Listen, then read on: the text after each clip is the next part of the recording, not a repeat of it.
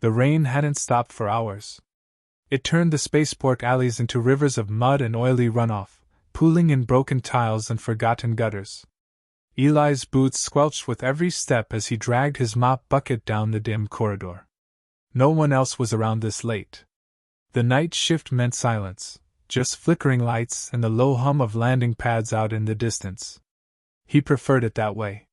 People didn't notice the janitor, and he didn't have to explain why he still worked here after 20 years. He paused near Dock 17, leaning on his mop to stretch his back. A strange noise cut through the rain, not mechanical, not weather. Something like a grunt or a pained breath. Eli frowned. The sound came again, from the alley behind the docking platform, where the light didn't reach. Curiosity gnawed at him. He could ignore it, pretend he hadn't heard, finish his shift, and go back to his cot in the supply closet. But something about the tone, the strain in it, made him move. Pushing open the rusted service door, he stepped out into the cold. The rain soaked through his uniform instantly. It was darker here, lit only by a faulty street lamp sparking overhead. Then he saw it, a lump crumpled by the dumpster. At first he thought it was a dog or some large alien pet, but as he crept closer he saw scales. Not reptilian like earth lizards, but smoother, faintly glowing under the drizzle. One leg was bent at an unnatural angle. A wing was torn. Deep ridges along its neck rose and fell in weak, shallow breaths. It lifted its head slightly as he approached, yellow eyes narrow, watchful. Not hostile. Just exhausted. It wasn't a beast. It was a young dragon. Not earthborn. One of the off-world species that came through rarely, expensive cargo, usually. This one was thin, its ribs showing beneath the plated skin. No markings, no harness, no sign of ownership. Probably escaped or dumped. Eli hesitated only a moment longer. He took off his coat and knelt beside it, draping the fabric over the trembling form. The creature didn't fight. It let him touch its side, flinching but not reacting violently.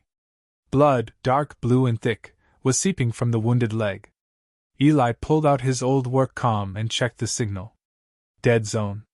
He could call medics from the terminal hub, but by the time they got here, it might be too late, and what would they do?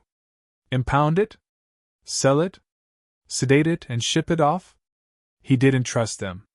So he made a decision.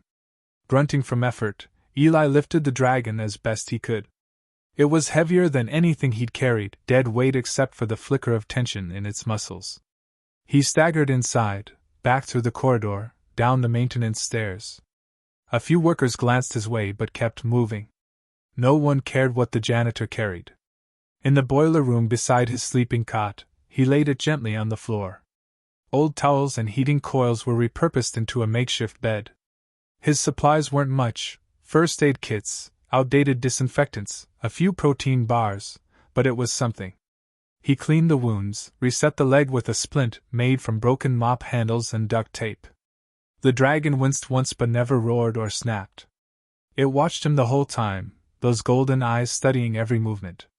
He didn't speak at first. What was he supposed to say? Sorry you're hurt? Hang in there? Instead, he worked in silence, focused and careful. When he finally sat back, breathing heavy, he saw the creature's breathing had steadied. Later, as the heat lamps hummed and the rain softened outside, Eli leaned against the wall. He broke one of the bars in half and offered a piece. The dragon sniffed it but didn't eat. Still, it didn't refuse his presence. That alone was enough. Hours passed. He didn't sleep.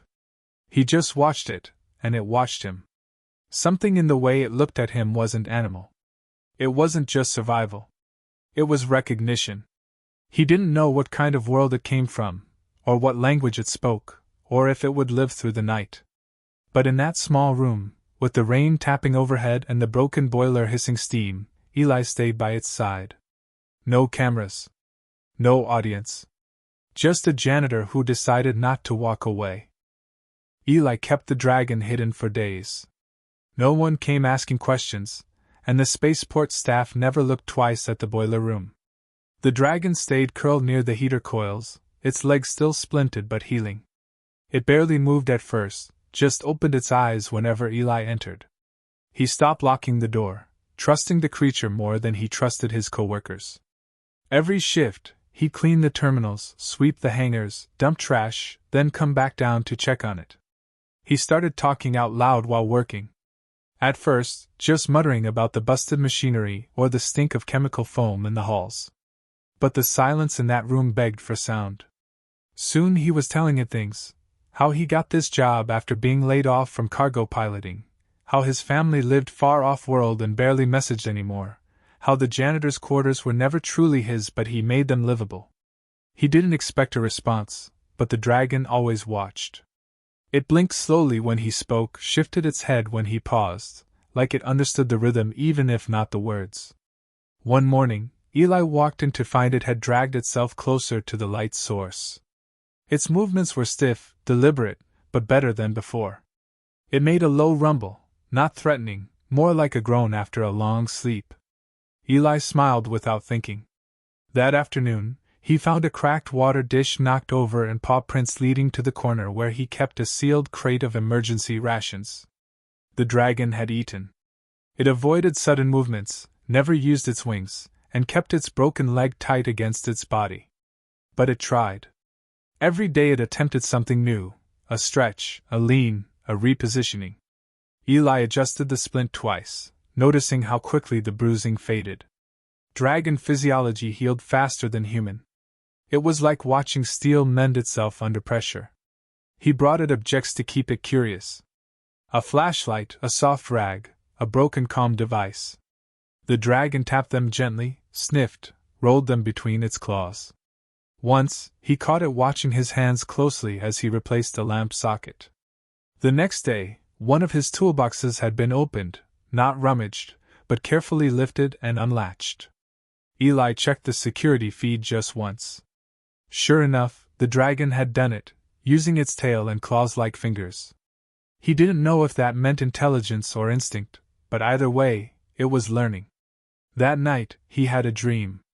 The sky split in half, and metal ships poured through like blood from a wound. He stood beneath them, frozen. Then a winged shape descended, landing between him and the fire. It didn't speak, but he understood it meant protection. When he woke, the dragon was staring at him again, unmoving. A bead of light shimmered in its eye before vanishing. He didn't mention the dream, but it stuck with him. He found himself treating the dragon less like a patient and more like a visitor. He cleaned its scales gently, polished dirt from its claws, whispered updates on the weather outside. Rain persisted all week. The dragon's wings remained folded, too delicate to test yet. 3 nights later, it did something strange. While Eli sorted spare filters, the dragon crawled closer, dragging a strange object across the floor with its mouth. It was a shard of dark metal, no larger than a coin, marked with elegant geometric etchings. Eli had never seen it before. The dragon placed it at his feet, then nudged it forward. He picked it up carefully. The markings pulsed faintly at his touch. It wasn't trash. It felt deliberate. He asked, "Is this from your home?" No reply, but the dragon lowered its head and closed its eyes, like acknowledging something shared. He kept the shard in his pocket from then on. By the 6th day, its limp had improved. It walked in tight circles when alone. It still wouldn't eat while he watched, but food disappeared each time he left it. Eli considered contacting someone, a xenobiologist maybe, but the thought of handing this creature over made his chest tighten.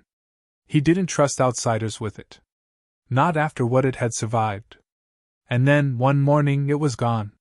The boiler room was silent. The towels were undisturbed. The tools untouched. Only the heating coils hummed faintly. No blood, no tracks, no sign of struggle. The metal shard was still with Eli. The dragon had left it intentionally. Eli stood for a long time, unsure how to feel. He wasn't angry. He wasn't even surprised. Just alone again. He folded the blankets, cleaned the room, and went back to work. But nothing felt the same. He found himself checking corners, glancing at rooftops, staring up whenever a shadow crossed overhead. He didn't know where the dragon had gone. But he had a feeling this wasn't the end. The spaceport had fallen back into routine. Eli's hands moved without thinking, scrubbing, hauling, sweeping, but his mind was elsewhere. A month had passed since the dragon vanished, and the silence left behind felt heavier than it should. The shard stayed in his pocket, always warm against his thigh. He tried analyzing it once with a dock scanner, but the machine failed to identify its material. No registry, no language code, no manufacturer. He stopped trying. Then came the shift when the skies split open. It started as a deep vibration in the walls. Tools rattled. Overhead lights dimmed. The storm hadn't returned, yet the sky outside turned from dull gray to molten orange. Eli stepped out of the main corridor in time to see the clouds spiral into an unnatural vortex. Bright streaks of light tore through the atmosphere, followed by the sudden boom of spacefold ruptures. These weren't small ships. These were Capo-class, vessels designed for planetary presence, not docking. Sirens wailed. Workers scrambled. Everyone was pushed toward the emergency shelters, but no explanation followed. The port supervisor's voice came through overhead intercoms, strained and uncertain. No weapons fire had been reported, but unregistered entities were descending rapidly, bypassing identification protocols. It wasn't a drill. Eli stayed low, hidden behind a supply crawler. The roar overhead shook the walls. Through the open gate of Dock 5, he watched one of the enormous ships descend. It was shaped like a crescent blade, shimmering with scales of black alloy and faint orange lines pulsing like veins. No logos. No banners. Just an overwhelming presence. From its underbelly, smaller units deployed, spheres unfolding midair, releasing figures cloaked in armor that resembled dragonhide. The soldiers were massive, bipedal, and unlike anything Eli had seen. Not machine, not beast, something between. Their movements were synchronized, their weapons unreadable. Panic spread fast. Rumors of invasion surged through the crowd. But the soldiers didn't attack. They moved deliberately, scanning, searching, ignoring everyone. A different shuttle, slimmer and quieter, descended separately and docked near the side bay where Eli worked. From it stepped a being unlike the others. Its armor glowed with layered heat lines, and wings, metallic yet alive, unfurled behind it. Its head was crowned with bone-like ridges and piercing golden eyes. It didn't walk, it glided forward, flanked by 2 guards. The spaceport staff froze, unsure whether to flee or bow. Then the creature turned directly toward Eli. He didn't run. Couldn't. Something inside him already knew. It approached without hesitation, stopping just feet away. Its voice was synthesized but ancient, echoing across the silent floor. "You carry the flame's mark," it said. Eli pulled the shard from his pocket, uncertain. The markings lit up instantly. The dragon-like being knelt. Around them, no one spoke. Confusion held the crowd in place. Another voice, softer, younger, emerged from the back of the armored ranks. A second figure approached, smaller but unmistakable. Sleek scales, heeled wings, steady steps. Its eyes were the same. The dragon he saved, now transformed. Eli stared, mouth dry. The creature bowed its head low. "This one bears the dead of Kareth, last of the Ember line," the lead figure announced. "The oath was made in blood and silence. The pact shall be honored." Eli didn't understand the full meaning, but the moment cracked something open. Soldiers lowered their weapons. The crowd drew back, murmuring. Kareth stepped forward, placing a clawed hand over Eli's chest, directly above the shard. A glowing crest formed briefly between them before vanishing into Eli's jacket. He was no longer just a janitor. He had been chosen, marked by something sacred to them. A second later, Kareth turned toward the assembly and let out a short growl. It was a command. Within seconds, the soldiers stepped back into formation. The lead figure extended a talon-like gesture to Eli. "You are summoned. The flame remembers." Eli hesitated. He glanced back at the spaceport. No one moved to stop him. No one spoke. He realized they didn't see a janitor anymore, they saw something they didn't understand. Something the dragons respected. Without answering, he stepped forward. The crowd parted. The dragon ships waited. The inside of the vessel was unlike anything Eli had imagined. The walls shimmered with heat-reactive materials that shifted color as he passed, and the air felt heavy with a quiet hum that pulsed beneath his skin. Kareth walked beside him, taller than before, fully recovered and armored in ceremonial plates that gleamed with soft, orange light. No words were exchanged during the ascent, but none were needed. Every glance, every gesture from the crew spoke to an unspoken reverence. Eli was led through a vast corridor that opened into a hall of curved stone and pulsing crystal. A circular platform stood at the center, surrounded by tall beings cloaked in regal armor, each different in pattern yet united by the same glowing crest engraved across their chests. These were the Ember Elders, leaders of a species thought distant, reclusive, and above all, uninterested in human affairs. Until now. One of them stepped forward, eyes like molten glass. "You are the one who sheltered the last ember," he said. "Your hands bound a future none of us could see. You fulfilled a rite older than memory." Eli tried to respond, but his voice caught. The elder continued. "In our culture, life-debts form bonds deeper than kinship. To tend a dragon in need is to weave fate into flame. Karetha's survival rekindled our line. For that, you are not merely honored, you are bound." The platform illuminated beneath Eli's feet. Holograms of dragonkind history unfolded around him, images of winged forms defending stars, dying empires, oaths carried in silence. Each image pulsed with the same glow as the shard now embedded in Eli's chest plate. He wasn't just part of the story, he had become a symbol inside it. Another elder spoke. "We offer you the mantle of Guardian Flame. Not as servant, not as subject, but as bondkin. Your actions forged a sacred flame no title can surpass." They presented him with a suit of adaptive armor, not heavy like military gear, but elegant, interwoven with strange metals that adjusted instantly to his touch. It didn't weigh him down. It lifted him. Grafted into its core was the shard he had once kept in his pocket, now pulsing in rhythm with his breath. Kareth approached once more, speaking for the first time since their reunion. "When I fled exile, wounded and hunted, I expected death or captivity. I found mercy in a human janitor with no name among the stars. You gave me warmth when my world offered cold. Now I give you place where your world offered none." He bowed low, wings outstretched in full recognition. The chamber responded, elders echoing the motion, signaling acceptance. They showed Eli his new post, not a throne, but a chamber lined with observation screens, galactic archives, and direct access to high command protocols. It wasn't about power. It was about connection. His role was to act as bridge between Dragonkind and the emerging human presence in the galactic fold. News traveled fast. The human diplomatic network reached out within days, confused by the sudden elevation of one of their own. The Council of Outer Colonies requested clarification. The dragons gave none, only that Eli was flame-bound, and acted with their full authority. No empire challenged it. On board, Eli began learning.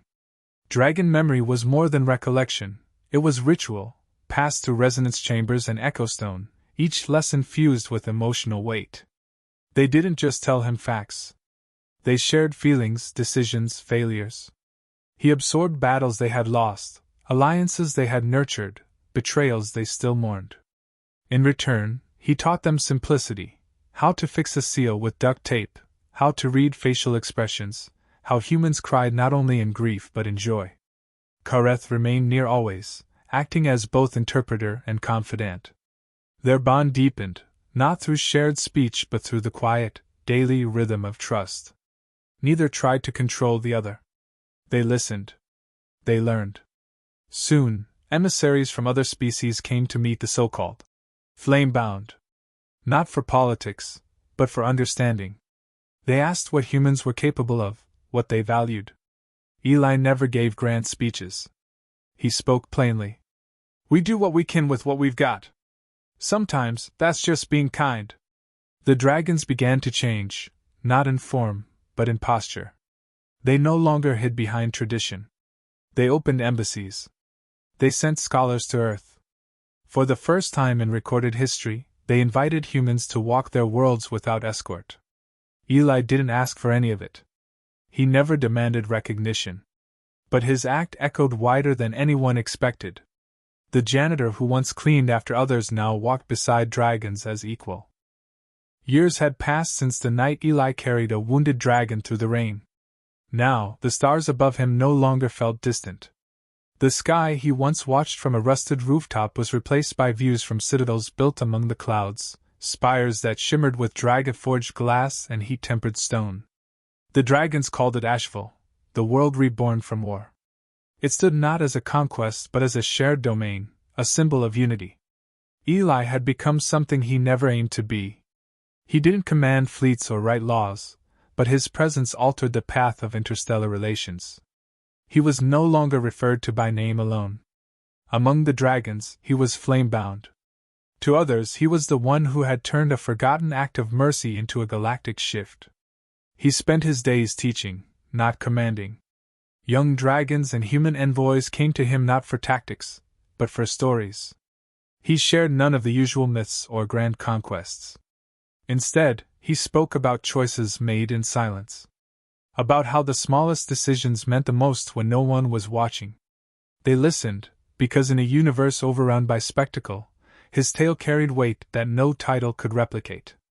Kareth, matured now and revered across dozens of systems, remained close. Though his body had grown stronger, sleeker, and his wingspan cast vast shadows, he never adopted the tone of royalty. In every gathering, Kareth deferred to Eli not out of ceremony, but from something deeper, an unbroken bond. On the 10th cycle since their first meeting, a statue was unveiled in the high chamber of Emberspire. It depicted no battles, no banners, no thrones. Just a man hunched beneath a coat, shielding a broken creature from the rain. No nameplate. No inscription. When asked what it meant, the dragons answered only, "It began here."